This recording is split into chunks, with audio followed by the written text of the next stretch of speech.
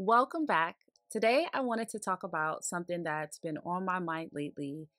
And I was trying to figure out how to exactly say it. And then I had this light bulb moment. How do we stop throwing adult tantrums, right? How do we start being mature, stop getting stuck in our feelings, and move on from the things that are getting us stuck every day? Instead of being blinded by our feelings, actually maturely observe what's going on around us so that we can actually see the opportunities that come through every single thing that we experience. I was reading an article, and there was this story about a man who heard people complaining. He would overhear them complaining, and so he decided to try something different. So he went over to them one day and told them a story, told them a joke, and everybody laughed at the joke. It was funny, great. He comes back the next day, same people there complaining. He tells them the same joke. And some people laughed, some people didn't, because some heard it before. Next day, he comes and then again tells them the same joke, finds them there complaining, tells them the same joke. Finally, nobody laughs, right? Because they done heard it all before. So the guy tells them, well, you wouldn't laugh at the same joke over and over again, but you will continue to complain about the same things over and over again. Like, does it really make sense to you? And so the lesson here is that complaining doesn't do anything for your life, the same way as hearing the same joke over and over again doesn't do anything for your life, right? You can use that same energy that comes from you complaining and reiterating and going over and over and over again the same thing. You can use that same energy to find solutions. You can use that same energy to see, okay, what is the issue here and what is the opportunity that I have here based upon this thing that is pissing me off, right? How do we move past it? And this is something that really irritates me. When I hear people doing this, like I'll have conversations, especially as a lawyer, when things happen to people that frustrate them, a lot of times when I'll have calls with people initially and they're telling me about something, they can go on. And oftentimes they're not giving new information. They're reiterating and complaining about the same thing, right? And I've noticed that, and I've been there too. I'm not immune to it. I'm human. I've been in a place where I'll have the same thoughts over and over about something that's frustrating me or making me mad. And I'm like, oh God, I do not want to think about this anymore. I don't want to keep thinking about these details over and over. And so one of the things that I've done is I now live by this mantra, don't feel sorry for yourself, right? And for some reason, those combination of words just snaps me right out of my mess, right? Snaps me right out of this feeling sorry for myself, right? And I could then think like, okay, let me focus on like what is the lesson in this? What is the opportunity in this? Rather than focusing on woe is me. And this brings me to a scripture that I came across regarding this topic. It's from 1 Corinthians 14 and 20. And it goes like this. Beloved ones, don't remain as immature children in your reasoning. As it relates to evil, be like newborns. But in your thinking, be mature adults, right? So even God knew we was going to go through this, right? He was like, listen, I know you're going to be wanting to revert back to your childish ways, but be mature when it comes to your thinking. Be logical. Don't get stuck in things that don't matter, right? Use the information for what you need it to grow and to progress and to move forward, but don't get stuck in things that don't matter. I had this image in my mind when I was thinking about this video, this image in my mind where kids, where they get upset and they don't get what they want, they go like this and they're like, with their faces. And that's supposed to like be like the, their way of like, nah, I'm not moving on from this. I'm just going to stay stuck in this. And that's the thing that we do as adults. Maybe we don't do those gestures or those motions, but we definitely do that when we're kind of stuck in our ways, or we want to be stuck in the thing that happened to us or the thing that we can't get past that we keep talking about. And another scripture that really speaks to this point is 1 Corinthians 13, verse 11, and it goes, when I was a child, I spoke about childish matters, for I saw things like a child and reasoned like a child. But the day came when I matured, and I set aside my childish ways.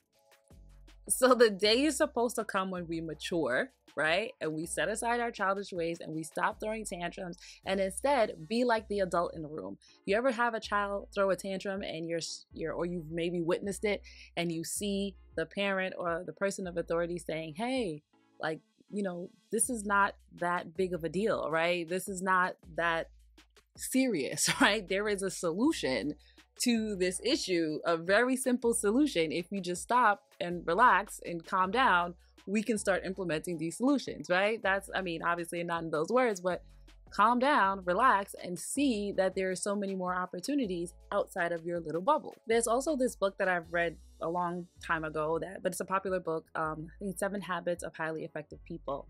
And it basically, one of the main takeaways is that highly effective people, they do not play the blame game, right? They take responsibility for their own action as it relates to whatever the circumstances that they are in, right?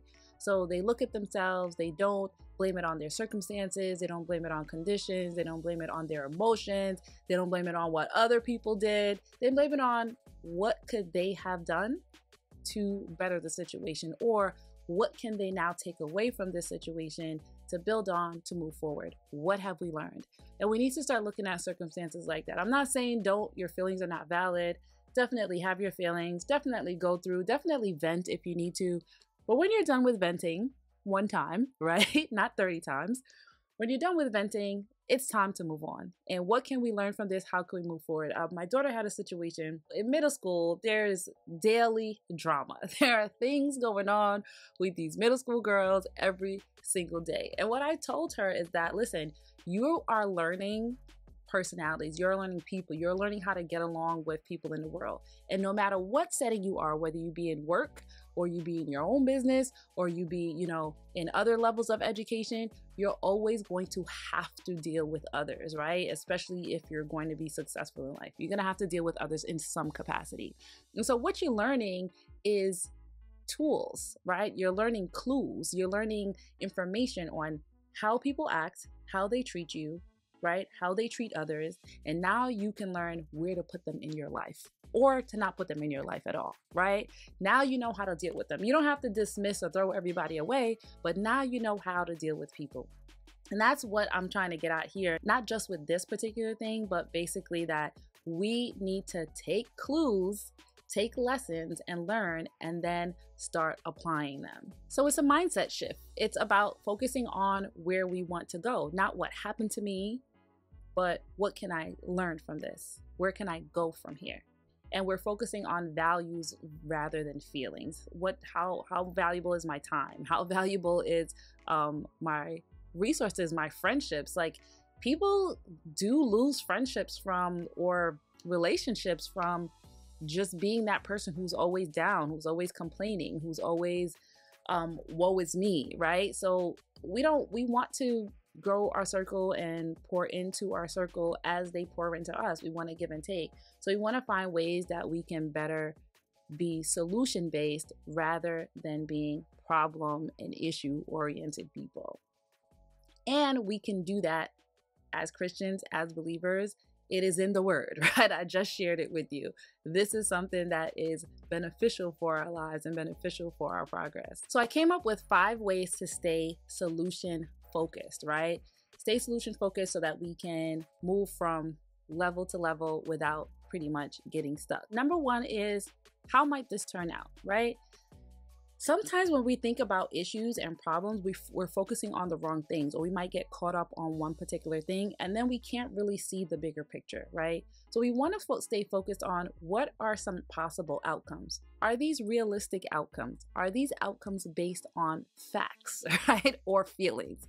Make sure the outcomes that you're concerned about or worried about are based upon facts. And if there are some possible outcomes that are good outcomes, then that should ease your worries and your cares a little bit, right? You don't have to necessarily be in a frenzy because you just focusing on the one possible outcome that's not helpful. So getting to the root of the problem is helpful, right? It may be good to create a pros and cons list of the different possible outcomes and to kind of weigh, what are the things that you're basically facing, so you can know what your actual issue is, getting to the root of the problem. That's number 1. 2, develop a strategy to kind of tackle the issue, right? Break it down into little pieces. I think one of the reasons why we get so overwhelmed at times is because we are trying to, solve a huge, gigantic issue all at once, when breaking it down might be just as feasible. Like if you're trying to get over a large mountain of debt, right?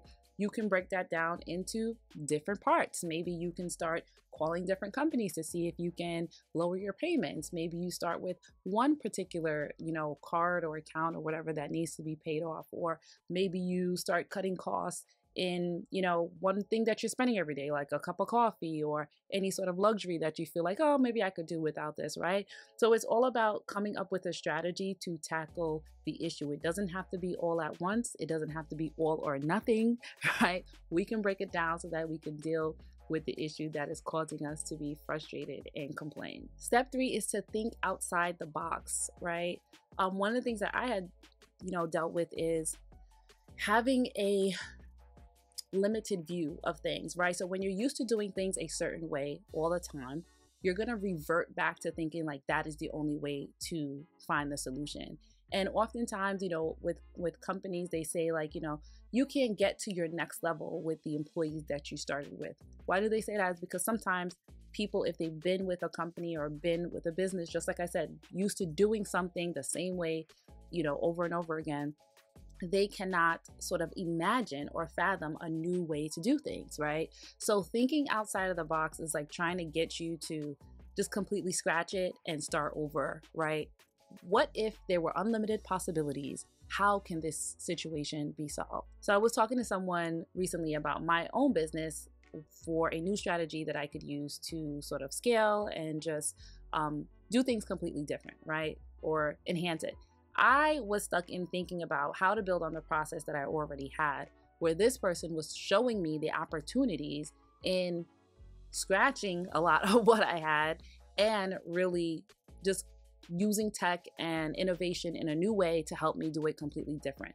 But because I was so stuck in doing it the way that I was, I couldn't see the different opportunities and possibilities that there were. And now, like, my mind is blown for that particular situation.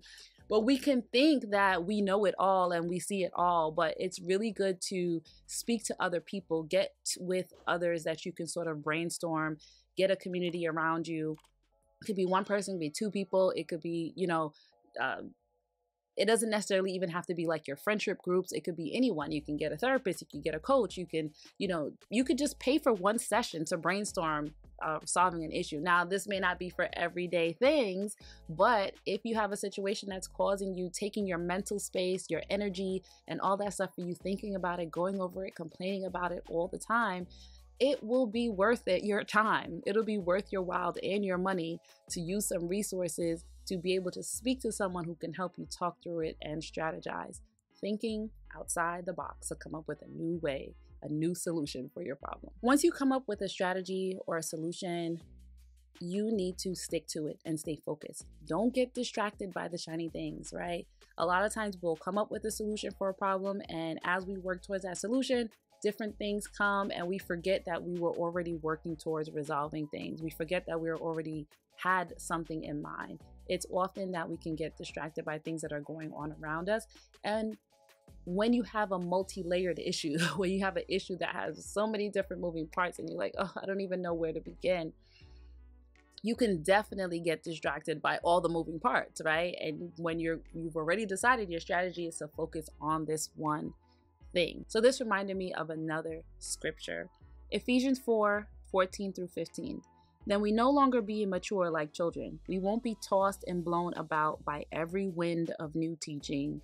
We will not be influenced when the people try to trick us with lies so clever they sound like the truth. Instead, we will speak the truth in love, growing in every way more and more like Christ.